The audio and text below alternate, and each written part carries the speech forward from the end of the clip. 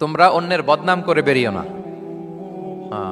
লামজ আসছে লুমাজা থেকে, ওয়াইলুল লিকুল্লি হুমাজাতিল লুমাজা, যে প্রকাশ্যে অন্যের বদনাম করে বেড়ায়, অন্যের দোষ খোঁজে বেড়ায়।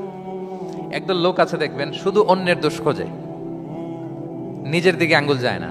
কিন্তু এইভাবে আরেকজনের দিকে আঙ্গুল দিলে যে 3টা আঙ্গুল নিজের দিকে যায় এটা আবার ভুলে যায়। কাউকে যদি আমি এরকম করি, আমার দিকে কয় আঙ্গুল বলেন? এই 3টা কার দিকে? আর আরেকজনের দিকে 1 আঙ্গুল। তো কাউকে কিছু বলার আগে 3বার নিজেরটা ভাববেন যে নিজে কি করেন। ওলা তাল মিজাং, অন্যের বদনাম করো না, প্রকাশ্যে অন্যের দোষ খোঁজো না। সবচেয়ে বুদ্ধিমান সে যে নিজের দোষ খোঁজে।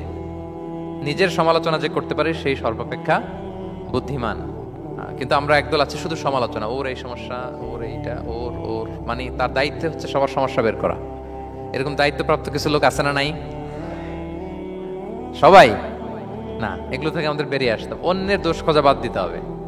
দোষ খুঁজলে নিজের দোষ খুঁজতে হবে। আমরা আত্মসমালোচনা করবো। খেয়াল রাখবেন, সবচেয়ে ভালো হচ্ছে আত্মসমালোচনা। সবচেয়ে ভালো কি? তারপরে মোটামুটি ভালো হচ্ছে আলোচনা, আর সবচেয়ে খারাপ হচ্ছে সমালোচনা। কিন্তু আমরা সবচেয়ে করি বেশি কোনটা? চেঞ্জ করতে হবে, আত্মসমালোচনা বাড়াইতে হবে। আমি প্রায় একটা কথা বলি, small people talk about people, average people talk about things, great people talk about ideas. ছোট মনের মানুষ যারা, এরা মানুষ নিয়ে কথা বলে, এর এই সমস্যা ওর।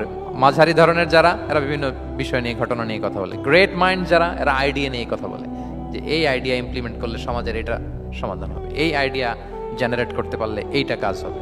দেখুন বলেন, আপনি কি ছোট মনের মানুষ হবেন না বড় মনের? অন্যের দোষ খুঁজবো আর তাহলে কারটা খুঁজবো? ইনশাআল্লাহ বলেন সবাই।